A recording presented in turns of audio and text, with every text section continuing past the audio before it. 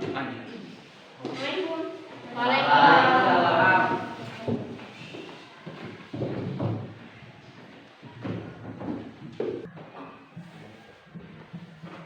Oke. Bismillahirrahmanirrahim. Assalamualaikum warahmatullahi wabarakatuh. Waalaikumsalam warahmatullahi wabarakatuh. Selamat pagi. Pagi. Benar tadi kakak tidak salah masuk kelas? Tidak. Jamnya apa kan? Betul. Ya. Oke. Ya. Sekarang kita mata pelajarannya adalah mengenai akidah. Ya kan? Ya. Betul enggak? Betul. Oke. Sebelum kita memasuki materi, kakak tanya. Aduh, ada yang deg-degan ini. Kenapa langsung pertanyaan? Padahal belum masuk materi. Oke, sekarang begini. Ketua kelasnya siapa? Perempuan. Iya. Dari sekian banyaknya laki-laki yang jadi ketua kelas perempuan. Sementara. Oh, buat ketua kelas sementara. Tapi hebat tahu kalau buat meskipun sementara. Kemana laki-lakinya di sini? Kemana? Yang mau. Oke. Jadi ketua kelas berapa jumlah siswanya? Teman-temannya? 20. Yang hadir berapa orang? 18. Berarti yang tidak hadir 3. Oke. Nanti sebentar akhir pembelajaran kita disetor ya nama-nama yang tidak hadir hari ini.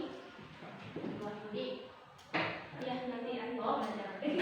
Tapi sebelumnya seperti biasanya kita sebagai umat manusia dan umat muslim yang beradab dan bertakwa insya Allah ya. Amin. Kakak minta kalian untuk berdoa terlebih dahulu karena di sini pemimpinnya atau ketua kelasnya perempuan, jadi kakak minta pemimpin doa laki-laki. Boleh? Boleh. Tapi boleh panggil kakak saja, jangan ibu. Ya kan? Bisa ya? Oke. Jadi kakak tunjuk. Ada yang paling pojok. Ini doa. Teman-teman, dulu kita belajar tentang keluarga. Berani mulai.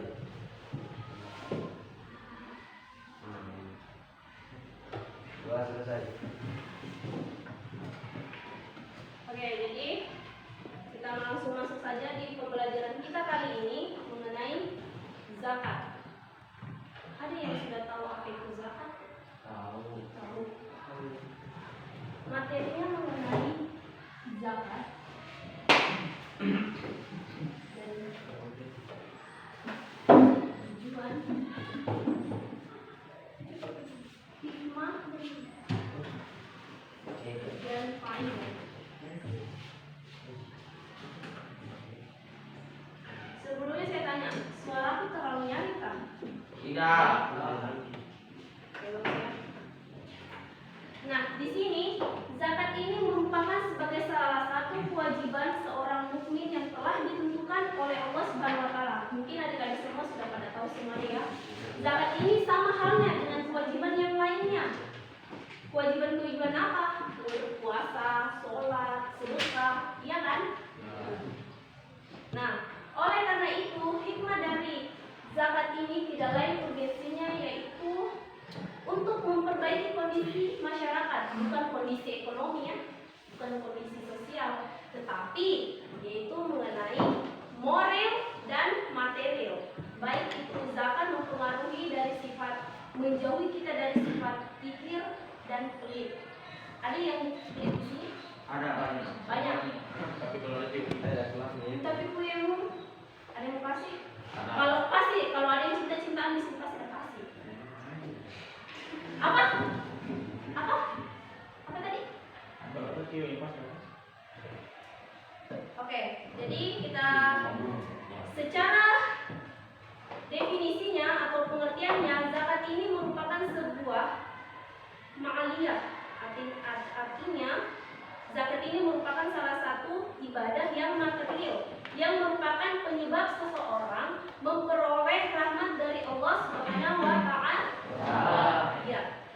Nah, di samping itu juga zakat ini merupakan salah satu syarat untuk memperoleh pertolongan dari Allah Subhanahu wa taala. Banyak hikmah dari zakat ini ketika kita ingin berniat untuk berzakat, bersedekah, melakukan kewajiban yang telah ditentukan oleh Allah Subhanahu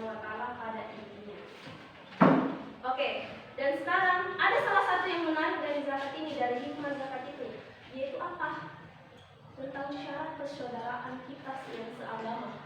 Dalam Quran surah At-Taubah menjelaskan ayat 11, A'udzu billahi minasyaitonir rajim. Bismillahirrahmanirrahim. Fa in tabu wa aqamus salata wa atuz zakata fa ikhwanikum wa nufassiru fil ayati ya'lamun. Ada yang tahu artinya? Ada. Ada? Tidak ada. Yang artinya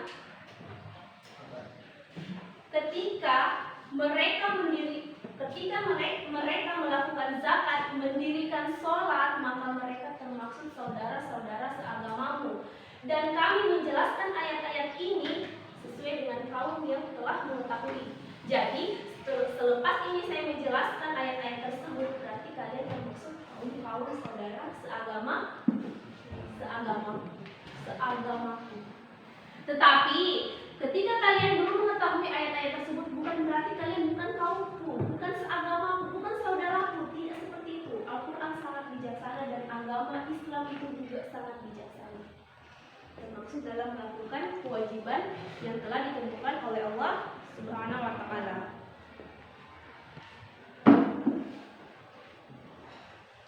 Oke, jadi di sini ada salah satu ahli mengatakan yang bernama Wahba Al-Zuhaili mencatat 4 hikmah. Sekarang kita sudah masuk di hikmah ya, judul hikmah dan zakat. Hikmah ada 4. Yang pertama apa? Ada yang tahu? Tidak ada ya? Yang pertama, menjaga harta kita dari pandangan-pandangan orang jahat. Yang kedua, kita selalu membantu fakir miskin. Membantu fakir miskin dan orang-orang yang membutuhkan. Jadi kalau misalnya adik-adik di sini, jangankan zakat, jangan ambil dari kata zakat saja, dari niatkan. Kalau misalnya kita merasa berlebih dalam bercukupan, artinya dalam kebutuhan kita, melihat dengan orang yang di bawah kita, kasihlah sedikit, meskipun itu hanya 10%. Ya, mulai dari sekarang tanamkan hal seperti itu. Oke, hikmah yang ketiga apa? Membersihkan jiwa dari sifat tadi, dari sifat pelit, pikir. Mau gak dipandang? Pelitnya itu, jangan berteman sama dia deh. Pelit sekali. Ada yang seperti itu? Teman-temannya? Tarik temanmu. Kalau mau berteman banyak, jangan rumah seke. Orang Bugis bilangnya rumah seke. Oke. Nah, hikmah yang keempat, mensyukuri nikmat Allah. Artinya mensyukuri itu tidak dipandang dari alhamdulillah deh hari ini rezeki itu berlimpah sekali, tapi saya tidak mau bagi-bagi. Jangan seperti itu. Tanamkan rasa syukur nikmat kita kepada Allah dengan cara berbagi. Kalau kita misalnya sudah berbagi, itu yang dinamakan nikmat yang sangat-sangat kita syukuri oleh Allah Subhanahu wa Ta'ala. Nah, sedangkan menurut ahli Didin Hafiyuddin, dia mencatat ada 5 hikmah yang dia tanamkan dalam zakat ini. Apa? Yang pertama, sebagai bentuk perwujudan keimanan kepada Allah Subhanahu wa Ta'ala. Dalam bentuk apa? Menumbuhkan akhlak yang mulia. Yang menumbuhkan akhlak yang mulia serta menghilangkan sifat pikir rakus dan materialistis. Dan yang kedua, zakat ini merupakan hak yang mustahil. Apa itu hak mustahil? Yang berfungsi untuk menolong sesama, membantu, membina, sehingga dapat memenuhi kebutuhan hidupnya dengan layak. Artinya kita sama rata, tidak ada yang dibanding-bandingkan. Bisa adik-adik? Oke. Dan yang poin ketiga adalah sebagai pilar amal jama'i atau amal bersama. Di antaranya orang-orang kaya yang berkecukupan. Orang-orang yang berkecukupan hidupnya. Seperti tadi yang saya jelaskan kan, kalau misalnya kita merasa cukup, maka kita berbagi dengan teman-teman yang kita Dan yang poin keempat, sebagai sumber salah satu pembangunan dana. Artinya kita membantu ketika kita sudah melihat ini, misalnya masjid, pembangunan masjid, atau pembangunan pendidikan, kesehatan. Dan poin kelima, memasyarakatkan etika bisnis yang benar. Ada di sini sosial bisnisnya yang masih main-main dalam kurung, maaf ya kalau riba gitu, masih banyak kan? Ya. Nah ini juga merupakan salah satu hikmah besarnya kita berzakat, mengetahui pentingnya zakat. Oke, dan sekarang kita masuk tentang poin ketiga, faedah. Nah sekarang adik-adik kita masuk di faedah zakat. Ada berapa faedah zakat? Yang pertama itu 3. Ada diniyah, khuluqiyah, dan ijtimaiyah. Nanti kakak akan jelaskan apa itu ketiga. Nah sekarang, tapi maaf ya, di sini judul besarnya saya kasih untuk mengetahui syarat-syarat wajib kita berzakat itu diantara lain yang pertama kita merdeka. Merdeka itu bukan berarti Indonesia Raya. Itu sebagai seorang budak tidak dikenal kewajibannya membayar zakat karena dia tidak memiliki sesuatu apapun, tapi semua miliknya adalah milik tuannya. Artinya kalau kita merasa itu tadi seperti saya jelaskan, ya, antara budak dan tuannya, kalau misalnya tuannya tidak ingin, secara umum ya, secara umum kita berpikirnya tidak ingin mengeluarkan apapun, entah itu keluar rumah secara langsung memberikan atau membagi zakatnya, membagi sebesarnya, bisa langsung ke budaknya. Tapi mohon maaf, kata budak di sini artinya sebagai asisten rumah tangga misalnya ya, atau pegawai karyawan gitu. Dan yang kedua adalah beragama Islam, bertuhannya seperti itu. Nah, yang ketiga balik dan berakal, bukan yang gila-gila. Balik dan berakal. Oke, mungkin itu saja materinya. Kemudian di sini kakak akan membuka sesi tanya jawab.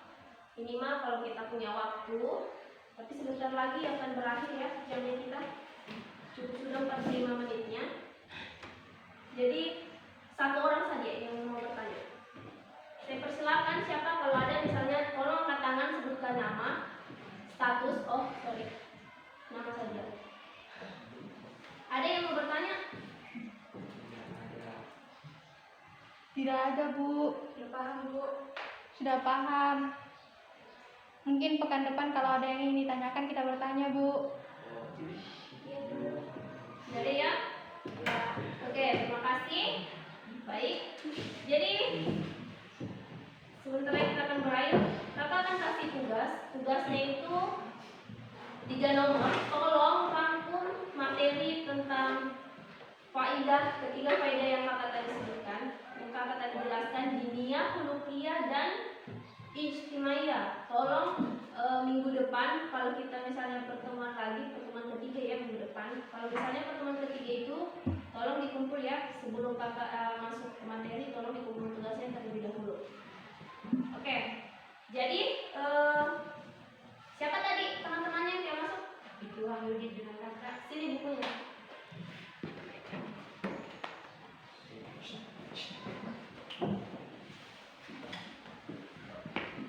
Oke.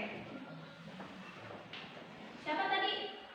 Itu Wahyudi dengan kakak. Ini kenapa Diki? Tahu? Tanpa keterangan. Oh, tanpa keterangan. Oke, baik. Jadi misalnya teman-temannya kalau ada yang tidak hadir, ditanya ada tugas, silakan dibantu ya, silakan diberitahu. Oke, jadi untuk hari ini cukup saja materi kita, pembelajaran kita.